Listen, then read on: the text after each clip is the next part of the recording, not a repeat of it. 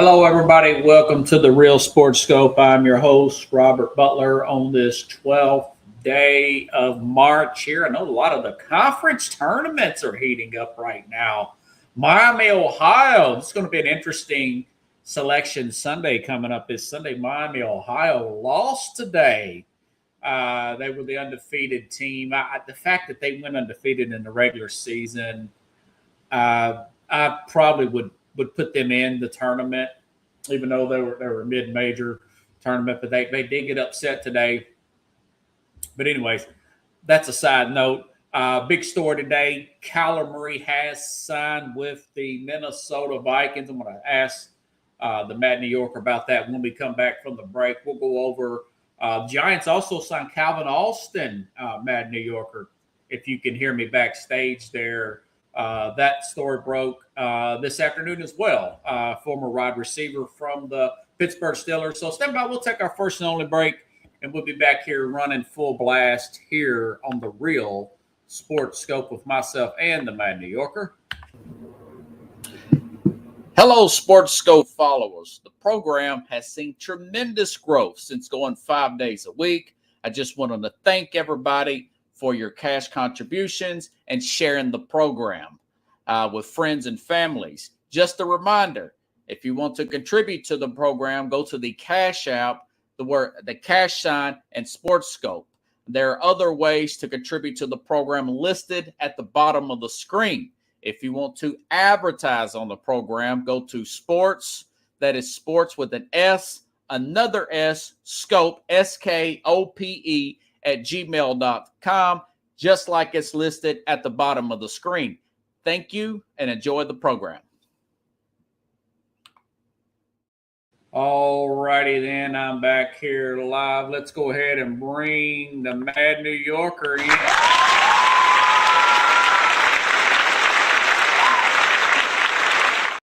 Good crowd tonight. Hey man, how you doing, Chief?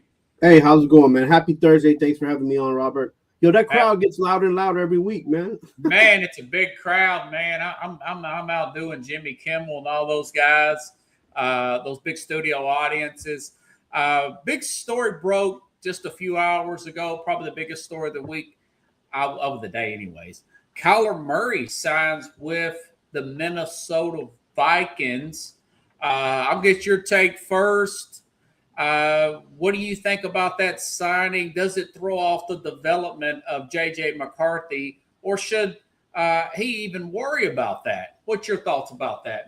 Kyler Murray signing with the Minnesota Vikings. Well, I think there's been a lot of crazy things going on for this free agency time period, so it's going to be a lot to just unravel right now. But for Kyler Murray, I think it's one of the best moves that his agent and him can actually agree upon.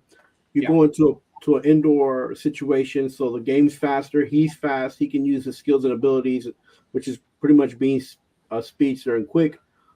He's going to be a part of a team with a coach that has the potential of making him even a better quarterback, helping him, grow more with that coach that they have up there in Minnesota. He's going to be probably starting over J.J. McCarthy, to be honest with you, and I would probably start him too. If the thing with J.J. McCarthy is that he's still trying to get in back into like mode from that surgery he had, last year. So, and if you don't like what you see from Kyler Murray, you could always start J.J. McCarthy a few games in, and then you can just go back and forth between them. Both of these quarterbacks are known to get injured anyways. One of them for his size, which is Kyler Murray, and the other one for just making some plays and just the fact that he is not as quick and his pocket presence isn't where it should be yet because he's still young. And JJ McCarthy. So I think this is a good move for the team, to be honest with you. I give it an A+, and I say that because you and I had this conversation about J. McCarthy. I don't think he was a quarterback that should have gone in the first round. And he was probably more geared to be a backup quarterback than anything. Yeah. But he did. He got where he was at. He got picked. He got injured. He's now coming back from that. injury, and let's just hope he can maybe do a lot better than his expectations were set out to be. So. Yeah, and I'm reading a lot of this. Well, this is going to mess up the chemistry in the locker room. You're going to build the team around JJ. I mean, this is stuff I'm reading off the internet from fans, mainly fans. One guy particularly here on Facebook, and I thought to myself, and I looked this up. JJ McCarthy's played 10 games, folks, in 2 years. Remember, he got hurt not last year, but the year before that. That's right. Didn't count. He played 10 games last year. He got hurt again. And, you know my take on Kyler Murray. Like you said, they both have an injury history. But this is like the least low-risk, high-reward deal that I can think of. The Arizona Cardinals are paying Murray $36.8 million of his salary, with Arizona paying all but the minimum salary. This is from NFL Network. Tom Plaresrio. So if you're Minnesota and you're O'Connell here, you're thinking, okay, I've got a quarterback that's played 10 games in 2 years. All right. I've got one of the best receivers in the game. I've got the best, probably top 1 or 2 defensive coordinators in the game. Very good defense. Decent offensive line. They're decent running game. And we're in a very tough division here. I can see ownership getting frustrated with O'Connell and maybe moving off him. He's never had the right quarterback. He's had guys like Kirk Cousins and Sam Darnold resurrected his career from nothing, And Kyler Murray coming in on like $1.4 million. I mean, they can't turn that deal down. This is like Russell Wilson. This is better because he's much younger. Right. Russell Wilson going to the Steelers a few years ago. They can't turn that deal down. And, if I'm J.J. McCarthy, if I'm somebody in J.J. McCarthy's circle, I'm saying, what would you have any reason to gripe about a guy, the fact that you've played 10 games in 2 years? If I'm JJ, I'm thinking to myself, if I'm this organization, I'd probably bring in another guy because I've played 10 games in 2 years, By the way, this is a side note here. I just got done finished watching. I don't know if you got a chance to see this a few months ago. Right around the Super Bowl. This 49ers documentary called The 49ers Dynasty. It was on A&E. You could probably find somewhere to stream it, folks. But this is when the 49ers brought in Bill Walsh brought in Steve Young for Montana. Because Montana, he had some injury problems. I didn't realize that, but he did in the 80s. We were very young at that time. And Bill Walsh kept these two around for years. I mean, healthy competition.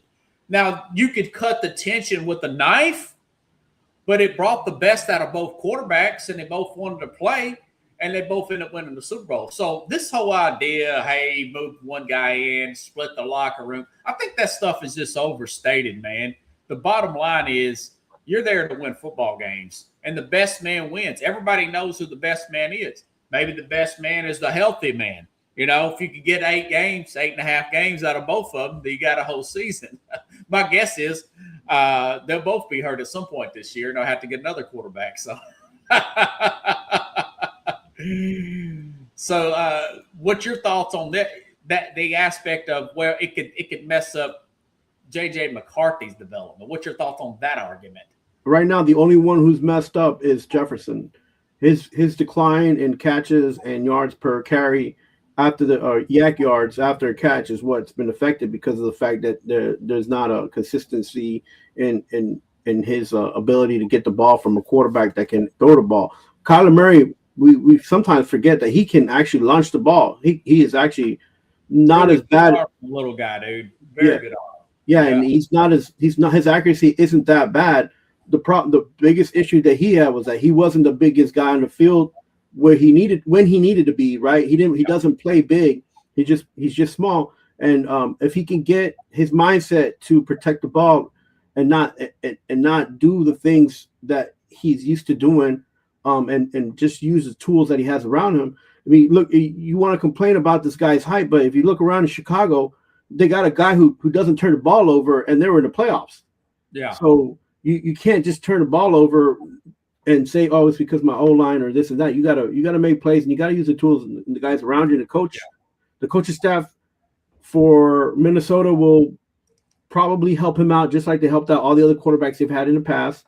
And you know that was the one most important factor that they had there in San Francisco those golden years in the mid '80s to late '80s was the fact that they had coaching staff.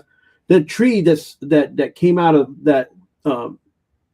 that team, you know, it's incredible, and those guys went and built their own coaching history from that. So you know, as much as NFL is a business, it's still a team sport, and you still got to put your ego to the side. And those guys coach the ego out of those players to be able to be a formidable team and to be competitive with each other, but also super competitive against the rest of the league. So that's why they were very comparable and were able to be an established winning team. So that is a great docu-series. I'm sure Keith has seen it.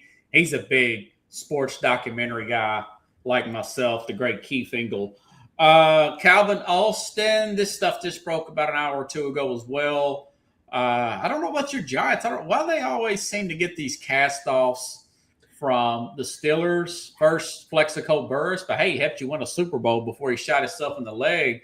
Now Calvin Austin. What's your thoughts about that, man?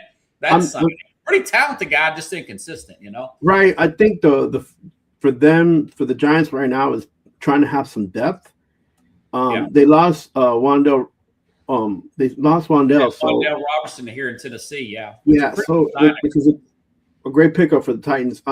But that speed, you need that speed in games, and you know, this is the opposite situation for the quarterback here. He's still young. He's still learning. They put all the eggs in one basket with this guy. I'm still not sure if he's a franchise quarterback yet. Right. But they're banking on him to be, and that's a lot of pressure put on this kid.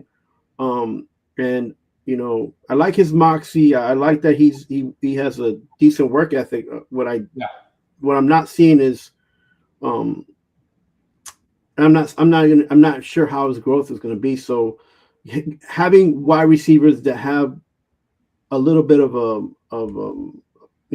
past history will help him more than will help the quarterback and that team in the wide receiver room a little bit more, and just kind of give light to all the things that Wan'Dale Robinson couldn't give feedback to, right?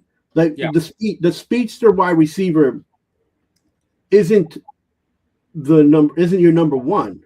However, he can be your game breaker and he can help the team, and that's what they're doing with getting Austin. But the biggest problem, again, like what you said, is he's a castaway, and his inconsistency. Hopefully, he leaves that and moves up from that, knowing that this is the only way to get and stay on a team is to be more consistent. So he's got to learn from that. It's an okay pickup. The Giants did all right in this free agency, but I just thoughts about their whole free agents: Isaiah Likely, Tremaine Edmonds, which I thought that was a good pickup, though. The former linebacker of the Chicago Bears, and the former tight end there of, which I'm surprised that Ravens moved on from him. He's the younger player, Mark Andrews. I guess they didn't see him as having enough consistency with Lamar Jackson as the older Mark Andrews did. What's your thoughts about those former Ravens there? That former Raven, I think, did that fullback also used to play with this Patrick Ricard? Didn't he used to play with the Ravens too? That the Giants signed? Okay, so that's two former Ravens right there. Right. Any thoughts about those players? I think that this coach coming in, Harbaugh, I think was trying to pick as much as he could guys that he was used to, that he knew that he could count on, just to kind of bring the culture in a little bit more, let it be a little bit more focused about his expectations, have guys on the roster that can share their experience. And then also, look, the Ravens have been a winning team. They've been in the playoffs. So you can't complain about the kind of guys that are coming from that team not being playoff ready. They've been in the playoffs. Now, have they been in the Super Bowl lately? That's that was a mountain that they couldn't get. Right, they were in the AFC Championship game a few years ago. Right, so that was one mountain they couldn't get over. But listen, you need guys that are winners. You need guys that have winning attitudes, and these guys bring it, and they bring it into games, they bring it at practice, and heck, he even got a punter from the Ravens team. So like, sure did actually. So I think that it can help them more than anything else, and I still, even with the changes that they made, I'm not sure they'll get more. Yeah, that's his name, Jordan Stout. Yeah, I'm not sure that. Stole the quote machine from the Ravens. They stole everything from the Ravens. They're about to steal that color too. Be black and purple. Change the uniform. Yeah, I mean, but I'm not. You know me. I try to be. I'm not trying to be a Debbie Downer, but I just hope that this can get them at least 9 wins. I'm still right around that. I feel that they're not going to get more than that, but they did do good in the free agency, and I was surprised that the Jets and the Giants did what they did. But what's your thought? I thought the Jets are. Listen, I hate to be a Debbie Downer as well, but the Jets are really in prime. They traded for Geno Smith. They're really in prime position to get maybe the number 1 pick next year, maybe an Arch Manning or a Dante Moore from Oregon, or somebody else that may rise up with their quarterback room. They did add a lot of players. What's your thoughts on that? I didn't particularly like it, but if you're a Jets fan, you just, I don't know, punt on 26 and then look forward to next year. I mean, it's a whole lot of defense and offense. They still have Hall on the tag. They tagged him, but they end up paying all these defensive players, and so he turns around and sends a message like, "Well, why didn't I get any of that money?" That's not good coming from your running back. So, I just don't. I hope that the emotions don't get in the way of of what the plan is for trying to get everything going for the Jets. For the last 2 seasons, they went from being one of the best defenses to one of the middle range defenses, and now with these changes, they probably topple back up to the top. Maybe to a top 10 team on the lower end. Maybe number 9 or 10 with the defensive players that they picked up. But we got to see what their plan is going to be for the offense. They kept the running back and tagged him. Quarterback wise, that's always been in question for like the last 10 years, 20 years. Sanchez played them first 2 years, which they end up getting to. Didn't they get to like 2 AFC Championship games in a row, if I'm not mistaken? With Dirty Sanchez, yes. With Mr. Sanchez, with the Mark Sanchez came in as a rookie quarterback. He went in the first year, and they were in the playoffs. The second year, they were in the playoffs, and then they just fell off. The longer he stayed with Rex Ryan, the worse it got. Michael Fitzpatrick, that's a good pickup there. Jets do have a pretty good offensive line, but they're so bad at quarterback. Man, I mean, Geno Smith. If you want the number 1 pick, you get Geno Smith. Maybe that's what they're thinking. The Raiders got number 1 pick this past year. They had Geno Smith. No, we gotta be fair to Geno Smith. The Raiders had him. They didn't have a decent line to help him. He in the last 4 years, not last year, but those 3 other years, he was a comeback player of the year. He was in the talks for being an MVP. The year after that, and then last year is where he kind of fell down again. So, we'll see where he's at this year, and I think that's what the goal is: how much money to spend on the quarterback, and what kind of quarterback they got. And they got a guy who said he's fine with coming back and coming back home to where he was the first pick, and maybe this time he's a different player and hopefully a better player than what. Well, you're really optimistic. Hey, man, more power to you. You never know what can happen. Chad says Will Levis to the Jets. Listen, The Titans signed Mitch Trubisky. I don't know why they signed Mitch Trubisky. Everybody that Brian DeBall knew and Robert Saleh knew got a contract from the Titans this week, it sounds like. I wish me and you would have met these guys, or maybe they gave us a contract. I could use a contract. That being said, if Will Levis has a pretty good training camp, has a good few preseasons, comes back healthy, maybe Tennessee does trade him to a Jets or somebody. We'll see about that. But they're definitely going to trade him. They're going to sign Mitch Trubisky and keep Cam Ward, you know. Well, if he wants to come to New York, they got enough coffee and they got enough mayonnaise to fulfill his need to fix it. The mayonnaise jokes will never stop with Will Levis. Hopefully he can grow up. Maybe Minnesota goes after a guy like him. You never know. I don't think, by the way, going back to Kyler Murray, I don't think it's going to work out long term. But it does make it interesting this year with Kyler Murray. My guess is he'll look good for about 5 or 6 games, and then he'll get hurt like he always does, and maybe McCarthy will take over, and maybe the game will slow down. McCarthy did show some flashes at the end of the year last year, but I think it's just good to bring in the healthy competition. It's such a low-risk, high-reward move. And The Athletic brought up the fact that I think it was the general manager of the A's said, hey, the door's still open for Murray to come back to the Major League Baseball. So Murray's in a win-win situation, if you ask me.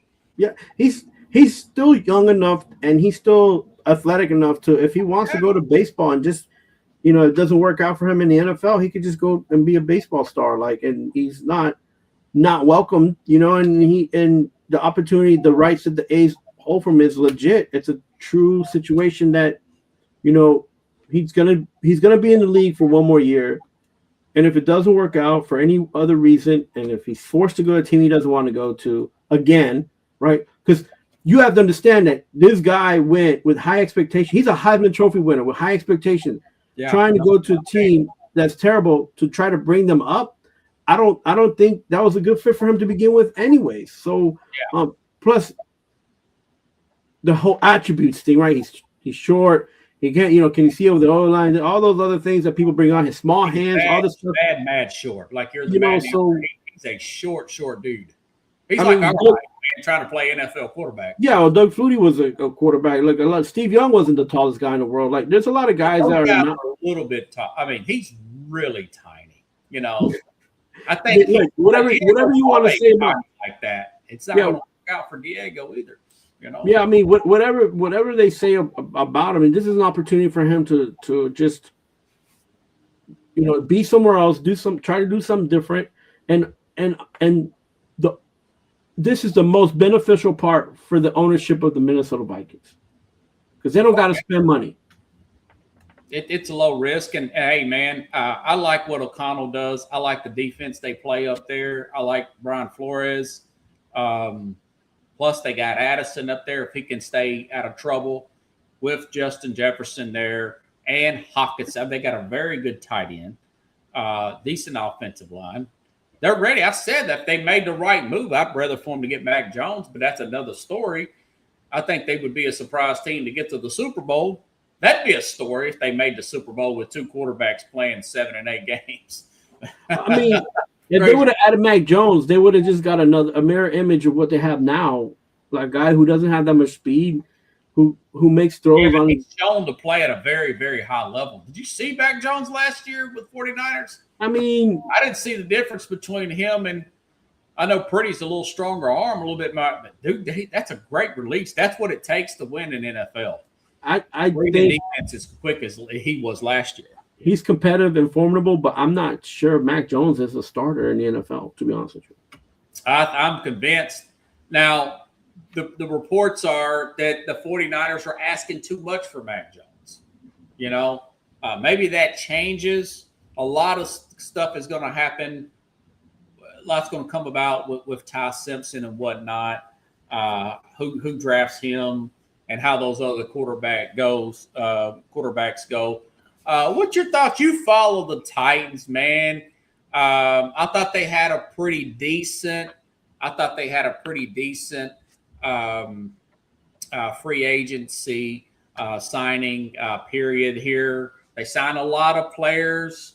I would have given them a higher grade in like a C plus if it wasn't so many of your former Giants there. Got a little crazy there. But I will say I had for Wardell Robertson when he played against the Detroit Lions in fantasy. Had a huge game against the Lions. They lost that shootout, but and I like guys like who was it? Robertson, I want to say, the defensive lineman there. Miles Franklin, I want to say, the defensive lineman there. And Alonzo Taylor, the cornerback from the Saints. But other than that, I mean, you got a lot of former Jet players, a lot of former Giant players, a former 49er in Solomon Thomas. My criticism is it seems like that Saleh and the ball were kind of bullying this general manager into signing their players rather than the best players. I'm a little concerned about that. What are your thoughts about that angle of it with the Titans? I'm gonna throw something at you real quick. I think it was the GM that threw the bone at Dable and Saleh because they had experience with these former players and convinced them that they can get these guys and not have to pay out the highest prices for them. Okay. Right? So they're like, listen, let's get these guys, who you're comfortable with. Like, he gave them a sheet and said, here's your shopping list. Which one do you want? Because we're going to spend money, but we're not going to spend all of it because we're still going to see what we can get for a draft pick. Oh, and I would okay with that angle of getting a high volume of players that are just pretty good to rather 3 or 4 really good, solid lock-in players. Well, what's your take on that? I got my take, but I'll let you go. So if I was GM, the biggest thing is that I look at the guys in front of me who's coaching, and I see their record and what they did with the guys who were on the second, third team, 4 teams, and on the practice squad. And if you're gonna get players to perform at the highest level and pay minimum to below rates, you got 2 of the guys in the league who've done it for more than 3 years plus, and that's Robert Saleh, who did it last year, a great job last year. He was playing guys that were from the streets, from Walmart. Yeah, he did. That's his best coaching job of his career with the 49er defense. So he can do it, and Dayball's done it before. He took that Giants team to a playoff that wasn't really going to be a playoff team. So the depth is important. You got to have guys on the roster that's going to be there consistently. Like some of these number 2, 3 guys, they might be 2 or 3, but they there all the time, right? Because your number 1 goes out. Your number 2, you can't have the guy. You can have a number 2. Not so because you like Daniel Bellinger, the tight end from the Giants. I think he's going to help because he has good blocking skills and he has decent hands. You talking about a guy that was catching craziness from Daniel Jones, like you know what I'm saying, like because Daniel Jones ain't the most accurate. So even on the short passes, this guy he was catching things. So I personally grade the Titans a B. Okay. Because again, the amount of money they spent and the players that they got are actually gonna facilitate and actually stabilize a little bit of what they were missing and lacking for the last 2 seasons, and which is depth, which is you got to have guys that play week in and week out, and these coaches got the most out of their players who were on the bench, who were roster players that were that were sent to the practice squad. Those kind of players, they get them to play at a high capacity, which is good. So you might not have got a superstar that you wanted, but you got guys that are gritty, and you need that. No, I'm not totally down on it. Listen, these defensive players, like I said, Wandale Robertson, watched a lot of him. I'm not down on that one, but I do like for Alontae Taylor, John Franklin Myers. Those 2 particularly. If they can draft, and I said this and put it in a clip, you probably saw it already, but if they can draft a David Bailey if he's available, or the edge rusher out of Texas Tech, or the Miami. God, what is the guy's name? What's the edge rusher out of Miami that everybody's talking about? Yeah, I forget his name, but I know who you're talking about. Or the edge rusher out of Miami, to put him with John John Franklin Myers there. Then you got something on this defensive line. Of course, you got Jeffrey Simmons in the middle. My thing is, I'd much rather for him to possibly bring in a guy like a Tyler Linderbaum at tight end or at center. He was a lot of money, $27 million. I know it's a lot of money for the Raiders to pay, and get a guy like a Jamel Dean, cornerback out of Tampa that eventually went to Pittsburgh, and maybe a Dallas Goedert tight end out of Philadelphia. You may pay a little bit more money. And I'd rather have 3 or 4 really high-end guys and use the draft for depth than this. That being said, I'm not going to be totally down, because I know I've seen a lot of these players play. These are good players. But Robert, when you talk about building depth from the draft, you're forgetting one thing, and that the depth isn't just the play on the field; it's the age, right? You're getting younger players. You're getting guys. Yeah. That they haven't peaked at college. They're about to peak in the NFL. So even if they went round 2, Ruben Bain Jr. Yeah, Ruben Bain. Even if you get short arms. Yeah, if you get these kids that are in the 2nd and 3rd and even the 4th round, you move down and you sell or trade your pick. You don't have to worry about it, because you got these guys that are gritty, that are going to do work. So, and those 2 coaches, they're the ones that can actually set them up for better success, in the sense where they're going to give them opportunities. They're going to play around with the schemes. You don't get that from all the coaches. You don't get that from. So that's why these 2 guys are going to have a better season this year, because they're going to get everybody's going to be competing. Man, we just talked about the quarterbacks competing and being successful. Now you're going to have players competing, and they're going to be successful. Yeah, I do think they got some depth there at wide receiver now, because I was under the impression they were going to cut Ridley. They kept Ridley. Now they got Wan'Dale Robertson, and they've got Dyke, the speedy player from Florida, the second-year player, and Alomar there. So now you got 4 wide receivers if you count Wan'Dale Robertson. That's a little bit of depth that I'd expect them to have if they keep Ridley. I think they're going to keep Ridley. I think if they were going to cut him, they were to cut him already at this point. I mean, the guy's still a pretty productive receiver there. You got 2,000-yard receivers if you count Ridley, and you count Wan'Dale Robertson there. And of course, they got Bellinger at tight end. They still need a center. Let me bring this up to you. Do you take the edge rusher at 4? A lot of the mock drafts are saying take Jeremiah Love at 4. Well, what's wrong with Tony Pollard, who had a lot of burst left in him last year? And, of course, Spears, the other running back, who are still under contract. My whole argument with that is these edge rushers make $40 million. Danielle Hunter was paid $40 million to go 1 year with the Houston Texans. That's what these edge rushers cost a lot of money. Why not get an edge rusher of a Ruben Bain Jr. or perhaps David Bailey on a rookie contract versus Jeremiah Love on a rookie contract when you've got running backs that cost $14, $15 million for top-end running backs. You see what I'm saying?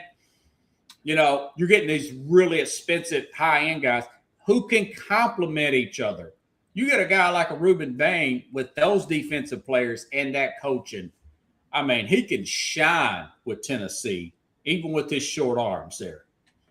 Or, hey, listen, a lot of people say Jeremiah Love's the best overall talent in the draft, the flip side of that argument.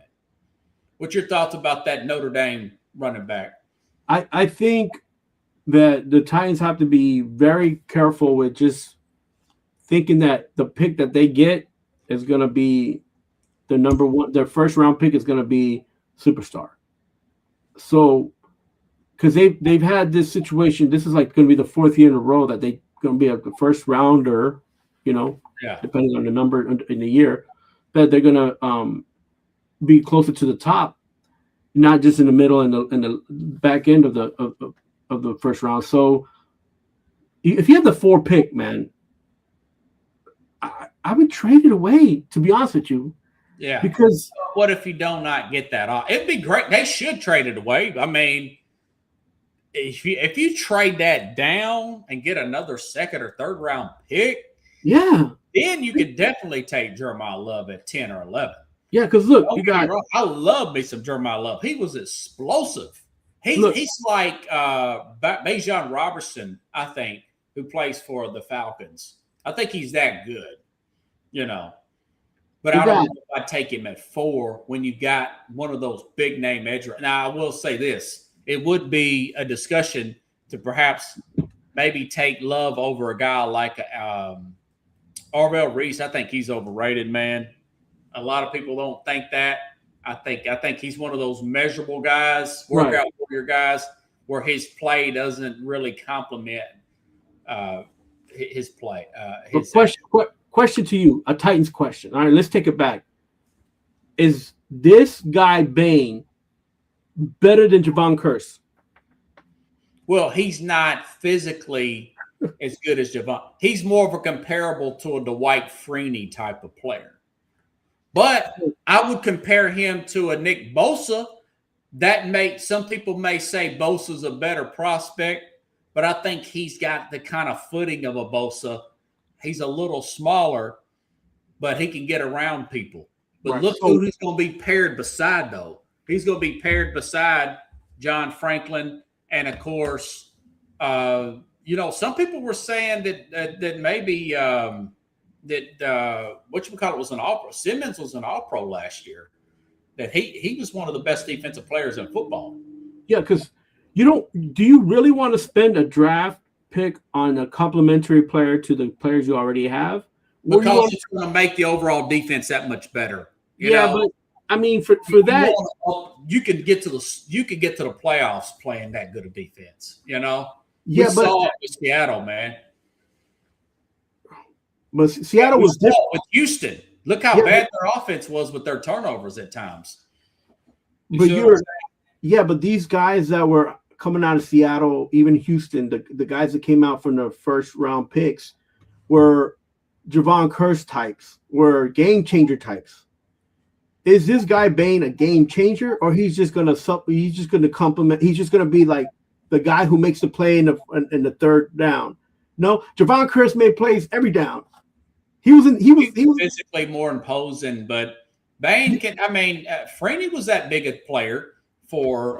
He was a big game changer for. But I feel like with Freeney, he had it took time for him. It took like 2 or 3 seasons for him to get there, and then when he got there, everybody's like, we got to double him, right?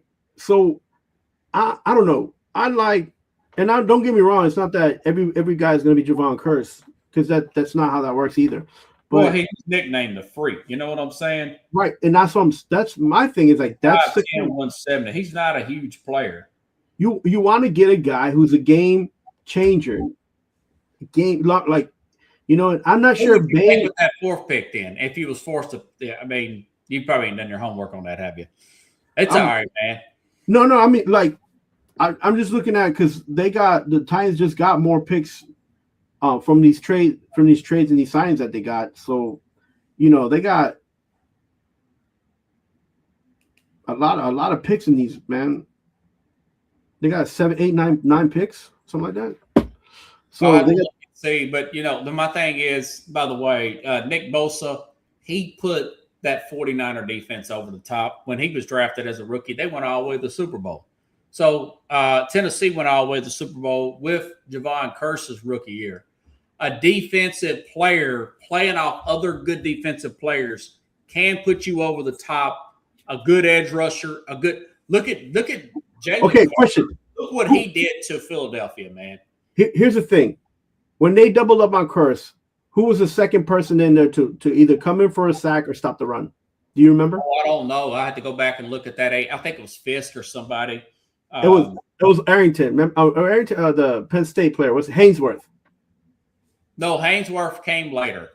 Yeah, we're talking 99. Hainsworth didn't come until 2001 because I remember Hainsworth helped Tennessee. What was this guy? He was a linebacker. It was a linebacker that was. I mean, Godfrey was a linebacker on that team. Yeah. So like these guys, that defense was stout. Yeah, it was good, man. It was good. I'm telling you, Bailey's the guy. But Bailey's probably going to go to your Jets at 2 or Arizona at 3. He'd probably go to Arizona, to be honest with you. Yeah.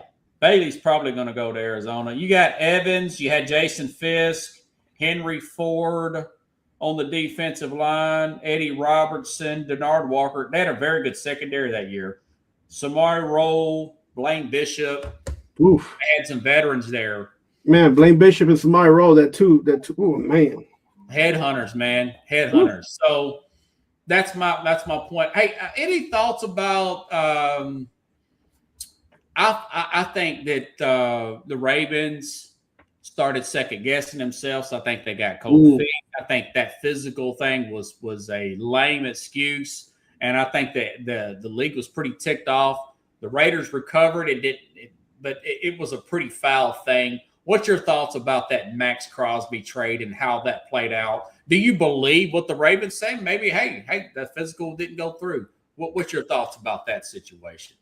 I see this. I looked in and I was like, it was Keith Bulluck. Yeah, thank you. I don't think Bullock was on that roster. Well, I love Keith Bulluck though. Bullock was all right. So he didn't come until later, I don't think. I woke up and I saw that the Ravens added this guy from the Hendrickson. And I was like, oh my God, they got Max Crosby and Hendrickson. And then I read, and then I went and I settled down and I was reading and I was like, oh, they went back on Crosby. And I was like, and so then I read into it and I was like, wow. But it looks like they were waiting for Henderson's number to come down and they said, we can't give these 2 picks up for a 29-year-old player. And I thought it was rich even for the rate. I was like, man, I mean, yeah, he might help you, but geez, he's 29. That's maybe 2 really good years there. I think also what was the Ravens heard from other players and past coaches about his actual health, Max Crosby's actual health. Okay. You talk about a guy that goes 110, but you didn't hear about his shoulder hurting. You didn't hear about a knee issue. You never heard any of those things because he's played every single game. He played through it now. Right. Dr. Rossini did say they were aware of that meniscus injury and of his surgery, but it's hearing of it and actually seeing the MRI and everything. I still say it's nonsense. I mean, obviously the doctors for the Ravens aren't going to say, yeah, they told me to say that. My point is the doctor could say, well, it could go wrong. I'm not saying it will go wrong. The doctors can have those on the fence kind of arguments and kind of protect the team that way, is my opinion. I think because this is the Ravens, that just a little bit of what they heard and what they saw was enough convincing for the GM to say, I can't give this guy a full contract. To pay them what they were thinking about paying him, even though he's deserving of anything he gets paid, man. This guy's a baller, Yeah, and I mean, so, and then they went a little bit younger, right? Hendrickson came, but it's not like they went to a healthier guy because Hendrickson got hurt too.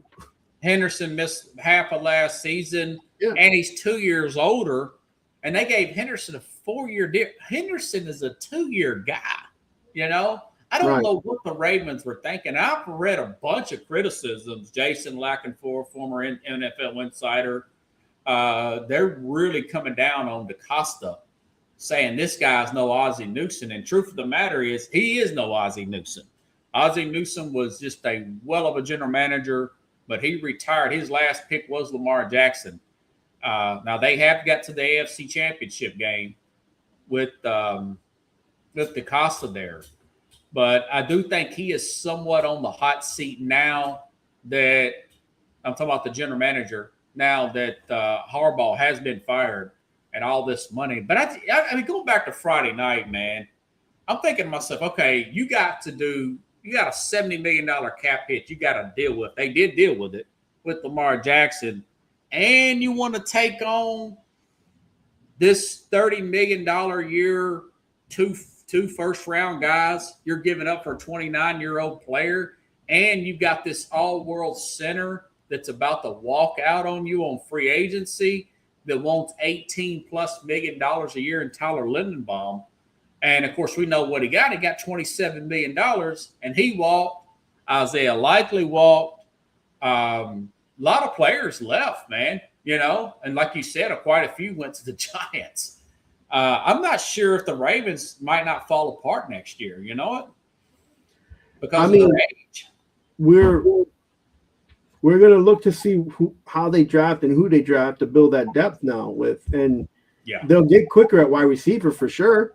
They're going to get – I'm not sure if that line is going to be strong enough to uphold and keep Lamar Jackson from getting hurt or injured. They may take a center. I've been mentioned there's a center out of Florida. They may take at 14. That would be kind of high, but this guy is possibly a fourth or a first round pick, is what I read. They got to replace Lindenbaum. So the Titans are going to give up the pick to the Ravens to trade down.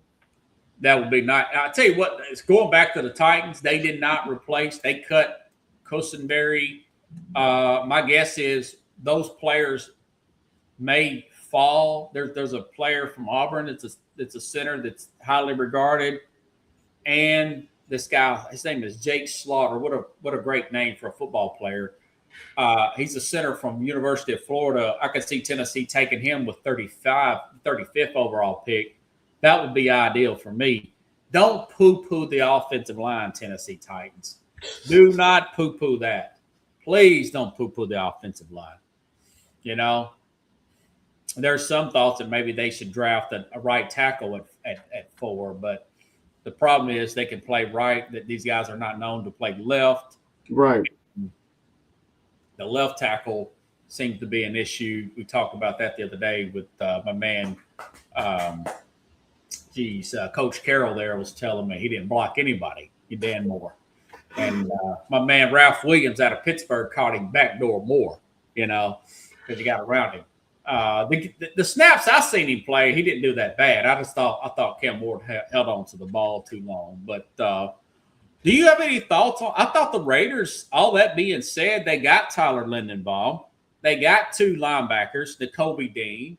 That Quay Walker's a great player out of Green Bay. They got Jalen Naylor, very speedy guy from Minnesota. Yep. And Fernando Mendoza's coming up in the first round. Genty, the running back, is going to have a much bigger hole to run out up the middle with a guy like Lindenbaum blocking for him. They got a pretty good left tackle there. They got a new coach there. I think they've had one of the best off seasons of anybody, if you ask me. Part of me wants them to go ahead and keep Crosby. I think he'd be pretty motivated. Yeah, the thing too is like I feel like they might come out like Arizona came out about 4 years ago. Yeah, when they got all that youth. The only problem was that they were too young, and then they had an injury battle with the wide receivers. Or maybe in Detroit, Or maybe Detroit. Like so, they have an opportunity of actually getting to the 9-10 opportunity if they work out this draft well, because they got a lot of good players, man, and and maybe we'll see an exciting young Raiders team, and they'll be able to grow together. I think Tom Brady, as a partial owner, I think this guy, what's his name, the owner there, Mark Davis. They've been trying different things, and I think now they're going to go with the formula. Let's try to stay as young as possible, and let's see if we can grow a team. And And I think that I feel like that was a plan because if you see everything that's going on, they're underneath the 27-year-old marker, right? So, and that was like, I believe, if I'm not mistaken, last year, 4 of the playoff teams were under the age of 27, right at the 27 marker, and then the other 2 were over the age of 29, well, right at 29, so they didn't go past 30. Seattle. You don't want to be too young, but you don't want to be too old either. Right. So, I think fine little sweet spot there. Yeah, and I think so. I feel like that's going to be a fun team. Finally, the Raiders are going to be fun again to watch. We'll see what we get out of that. I mean, if you're going to rate them for what they did for the free agency, they got a B+ too. For me. Some people give them an A. The only reason I give them a B+ is the whole Crosby thing that fell apart on them, and I'm not sure if him staying on the team could be a good thing, right? Because he's a Raider and he'll come back and play. I think he's looking at it the way we're looking at it and saying, you know what, I got 2 playmakers behind me. Oh yeah, and I think they brought a cornerback in too, if I'm not mistaken. They got a cornerback. They got some help at corner. So yeah, I mean they're really looking good right now, man. They did better than the Patriots. Yeah, the Patriots signed Romeo Doubs, pretty decent signing there. I like him over a guy like Stephon Diggs. Any thoughts about Malik Willis? He's going to sign with he signed with the Miami Dolphins. God bless him. I think it's going to fall apart after 4 or 5 games, and he's going to look like the guy for the Titans. But hey, he got paid. He's a good guy. He's a good, locker room guy. That being said, Dolphins could potentially be in for one of those top picks next year's draft in quarterbacks. But what's your thoughts? Maybe it works out for him signing that 3-year deal with the Dolphins. Will the Dolphins be able to beat the Jets twice? Yeah, that's 2 bad teams right there, ain't it? Will they be able to beat Peters Bowl? Yeah, will they be able to beat the Patriots at least once? I don't think they'll beat the Patriots, not unless the Patriots are banged up. Right. By the way, the Dolphins got rid of Michael Fitzpatrick, Bradley Chubb, who's now with the Bills. They got the big cap hit from cutting Tua. Well, yeah. They traded Jalen Phillips last year. I mean, it's a total overhaul. It's a tank for me. Like I said yesterday, I think they're tanking, but they brought in Willis because they want to sell some tickets. Right. They don't want to, look like the Jets or nothing, who's totally look like they're tanking. But we'll see, man. I said that about Tampa one year, and then they end up making the playoffs with Todd Bowles. So I think for Miami, the most important step will be to see what they do and see if they handle the draft the right way. That to me is they got a new general manager. Let's see how that goes. That to me is going to be the biggest key is how they handle the draft, because they've been poo-pooing the draft kind of, yeah. Well, that Greer was really missed a lot on some players and the general manager, the former GM. Yeah, the former GM. So I want to see what the new GM is going to bring to the table and how he's going to help this team be formidable, competitive team. And it's not even a hard division right now. The division is not that strong. So, they can come out if they just get the right young players down there. Miami is a tough spot for young players, man, because they're getting paid a lot of money, and then you can get wild down there, man. You can get wild. A lot of them get in trouble. Ask Tyreek Hill. Yeah, man. Miami. One basketball question here. I don't know if you've been listening to that situation there. I think I brought it up the other day. Miami, Ohio lost today. They did go undefeated in the regular season, man. Frank Martin, former coach, said, hey, listen, these guys are pretty good down there. I couldn't imagine not putting them in.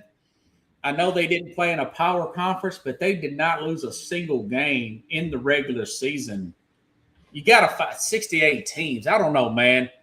I may find a way to put them in somewhere. What's your thoughts about maybe Miami, Ohio,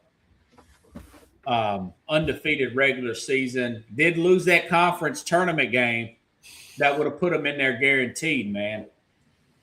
I think this Miami Ohio team deserves an opportunity, but this, and I know it's almost backwards of how we talk about college football, but it's backwards because it's two different sports. That Miami Ohio team is kind of deep, and so you're going to get competitive basketball out of them. Whereas if you get some of these guys that are going to probably win a tournament in some of these bigger conferences, they're not that deep. They're not that deep at all. One guy can get injured on any of those top tier teams. Yeah, and the dance wasn't even worth the trip. So, and that happens in the dance. Guys get hurt. So you think they should go in? Yeah, I think it will be. I got a feeling they're going to put him in, but we'll see. To Chad's question, yeah, Tua did sign with Atlanta. We talked about that last week. We said that'd probably be a pretty good fit. They officially did. He's going to go there for nothing. And Michael Penix is coming back from injury. These guys are both good team players. Tua, like Kyler Murray, even a Diego Pave, God bless him if he makes it, they're good for 3 or 4 games. So I'd bring these guys in as a backup. What do you think about that? I forgot to mention Tua. I think for Atlanta, it was a money, like a money grab. Yeah, they're not paying him nothing. It's low risk, high reward. Yeah, short term, And maybe it's also like one of those ticket sell type deals. Yeah, he's pretty accurate, man. He just can't stay healthy, and he can't elude the pass rush. I just hope much better offensive line. Yeah, I just hope that he'd be able to go out there and pick up 7 or 8 games, and then try to stay healthy. The most important part is just try to stay healthy. So. Yeah, that's a story of a lot of these players. By the way, Wednesday, you still good to bring your bracket on? Next Wednesday will be the tournament. We'll just talk NCAA basketball next week. I couldn't tell you who's going to win it now. Duke, I'm leaning heavy on Duke, and then now Michigan's a big talk. They had a guard to get hurt last week when they beat Carolina, and he's got a finger injury, and I don't know if he's going to be able to make it back or not. So I don't know who's going to win. I'm going to have to really study this thing. I have to look and see. Arizona's looks good. I know Michigan's really good. Florida may freaking go back-to-back. I don't want to say that, but geez, man. I would rather see Gonzaga win. Me too. Oh, my God. Please, God, no. The problem with Gonzaga is that they can't score for the life of them. They rank almost second or third. They got another guy that's supposed to come back as well. I don't know if he's going to be back this week. He got hurt a while back. I don't know if he's going to be able to play himself into shape quick enough or not. They play so much good defense that sometimes they forget that they got to score, man. It's like, attack the basket. Don't be shooting those threes because those guys like to throw up the threes out there on the sound, man. Let's go. Attack the basket, man. Ooh. Yeah. The Gonzaga's had some good wins, but I noticed, I think St. Mary's beat them a week or 2 ago. They got to bring their guys back here. One particular player, I got his name written down. So you're good for Wednesday next week, talking NCAA brackets. Are we doing 2 shows in a row, or are we just doing Wednesday? No, man, because I don't really like to do a show on that on the first day of the tournament, man. I think it's awesome. I just replay the show on the day of the tournament, and we'll do one Wednesday. Thank you, Chad. Florida. Florida's going to be the favorite. They're in town here in Nashville. Chad, who do you want to win? Who does Chad want to win? I don't know. But I tell you what, Florida's going to be favored to win I took Florida minus 11 and I think I took a minus 11.5 to beat Kentucky tomorrow in the SEC tournament. They're playing great. And you're right. I don't want to see them win 2 national championships twice in our lifetime. Just like we did when we were in college. Yeah, and the problem with them is a good problem. It's like they get better as the game goes on. Like when you watch them play. They got stamina, man. They got stamina. That's right. They don't have high skill, but they make very little mistakes. But they just keep they just keep getting in the game, and you're like, golly, like no team can beat this team, and it's man, it's. I'd really like to see Duke. I like Cameron Boozer, the son there, Carlos Boozer. I mean, I'd love to see Tennessee win, but Barnes teams, they're not going to win anything. You know, Kentucky, I'd love to see Kentucky win. The chemistry is just not there with this group. What is it? $20 million. I have this issue, man, and it's like I have the New York teams I root for, and then I'm like, you know what? I used to live in. I'd love Pitino to win another one, but no. Listen to this. Yeah. Right. This is something that makes me upset, and this is why I get mad.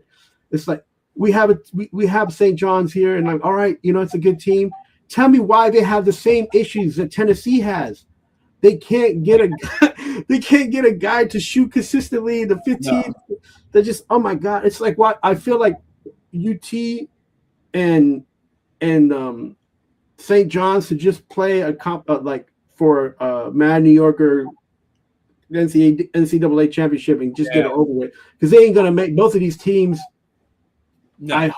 I have hope that they would make it, but I'm not sure they can, because either one. He's got one guy that's really talented, but that guy can't carry the team. His name is Ahmet, a light-skinned guy, about 6'10". Ahmet, I think is his name. He's very good. I'm curious. He may develop into a pretty good NBA player. Kind of reminds me of Allen Houston a little bit, former New York Knicks. Anything else to plug real quick? Because I'm about to wrap it up, brother. We're working on the World Series of Baseball. In the 2.5 weeks, the season will start in baseball. I'm going to put out my show here soon. I'm trying to get it all together before Easter. You got it, man. Tag me with it. And everybody get ready for Easter and come to Bunnies. All right, Duke is good. I can't pick Duke. Tar Heel fan. Yeah, Chad. Boy, I hate it. And the guard got hurt for Carolina the other day. Although I like their point guard. I see that little check on the thing going, Gonzaga for Chad right there. I would love to see Gonzaga. Hey, I like their coach too. I mean, it's going to be a great tournament. There's a lot of depth. Texas Tech would have been my sleeper, but they had a player get hurt too back in February. Watch out for maybe Iowa State. Of all teams, they're good. Yeah, they've won 2 big blowout games. So we'll see. I'll see you Wednesday, everybody. And of course, I'm going to do a show Monday, record a show, but I'm going to give you my first top 10 in the NFL mock draft. Ooh. So record that. Yeah, man. You got it. Check it out there, Carlos. Appreciate you. Let me give you that. All right, buddy. Have a good night, man. And everybody, again, check out the program. And I'll, like I said, I'm going to record one Monday and give that top 10 NFL mock draft and give you my whole first round eventually. But the first 10 will come out on Monday. Have a good night, everybody, and have a good weekend. And make sure and share the show. And I'll see you next time here on the Real Sports Scope.